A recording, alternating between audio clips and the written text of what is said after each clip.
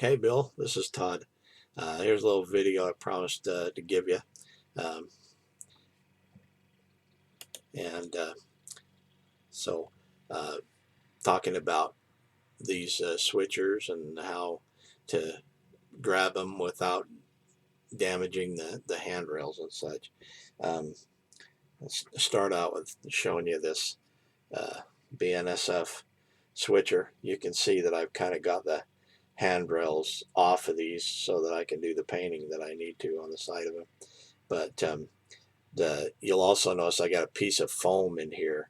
Um, this particular model, for some reason, has what I call a lazy handrail, and that this particular handrail right here wanted to lean back towards the engine, and so I propped that foam in there to keep it from one.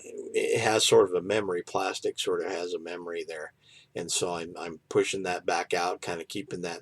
So when you get this, it'll still have that piece of foam in there. So just go ahead and take that out of there when you plan on using it, and hopefully the hand drilling on the end will have moved back out a little bit and it will stay in that position.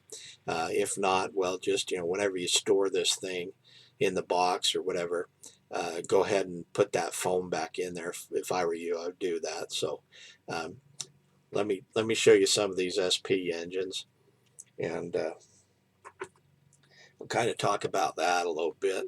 The SP engines, they're kind of fun. They're starting to come along here. I haven't got the lettering on them yet, but the biggest thing you're going to find with these things is these handrails will pop away from the body, and they're just kind of that way. The plastic handrails have a tendency to do that. What I'm going to do for you is I'm going to take a little bit of glue and tack that into these holes, and they hopefully will stay there. Now on these, I won't necessarily have the foam insert in there. I can see on the end here though on this one, let me see that or not, but this one's kind of leaning in a bit, so I may have a piece of foam in there to hold that away from there, but it all depends. But so anyway, going to do a little extra part of this video to show you how I go about picking these things up and moving them around. One of the things I like to talk about here, though, just in the interim, is that this thing here is a, if you can see this or not, but this is a re-railer.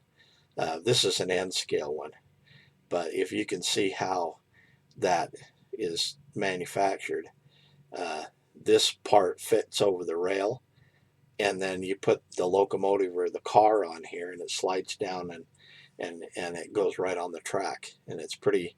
Yeah, obviously this is N scale, so they do make it an HO scale one. Rick's Products makes them. I think they're called Railit or something like that. But you may want to invest in a couple of these. They're only a couple of dollars a piece, and so these are really nice. These will work with the locomotives and the cars. You just set it on there and put it on the track. Put those little uh, opening, the fork there across the track, and then it just slides right on. Just sits on the track, and so these are invaluable for getting stuff on the rails without bending grab irons and bending handrails and stuff like that. So I'll go ahead and reset this camera up so that you can see what I'm talking about with the engines here. So give me a minute. I'll be back in a short. Okay, Bill, this is a second part of this.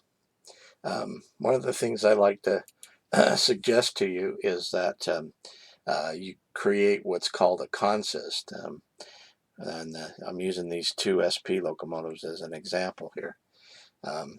Consisting means that these two locomotives will run together as one and be operated off of one road number. And the reason for that is because in the case of the engines that you got from Gino, the Alabama engines are probably in the real world, if they were to be leased to another company like the South Brooklyn, they would probably keep those units together.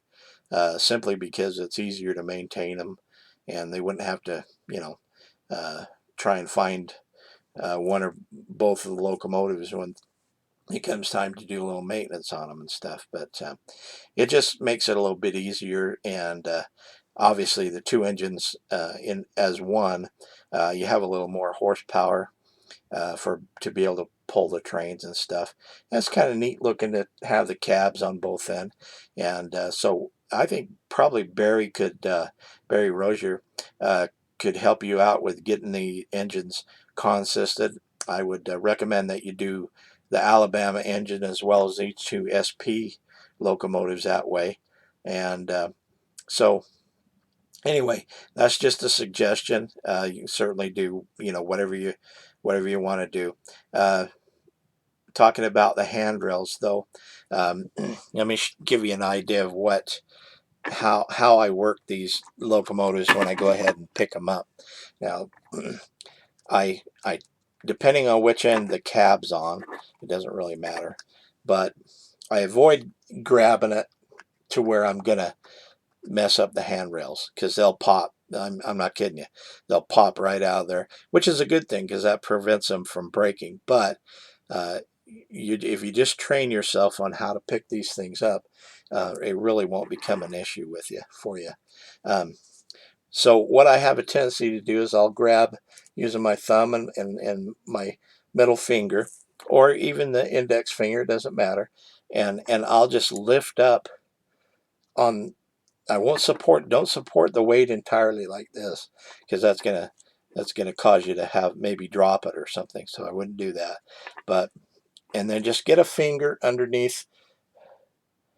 See how I did that underneath the fuel tank, and you can lift it up just like that now.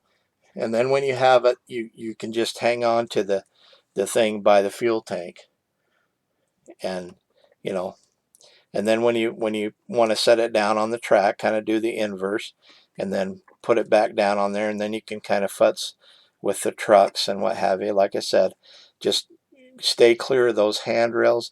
Boy, with the Jeep engines, we always want to grab it around the fuel tank and around this area here. Avoid that if you possibly can. Sometimes I'll lightly grab it here if I just need to move it around a bit or something like that, but you'll save those handrails, believe me, if you do that. And so with the older metal style handrails, boy, you could grab them things wherever you wanted to, and it would pretty much, you know, stay in place. But these plastic handrails are a bit more touchy and finicky with that. So anyway, Bill, getting ready to start finishing these things up, and I really think you're going to like them. And so hang in there, buddy. We'll talk to you soon. All right.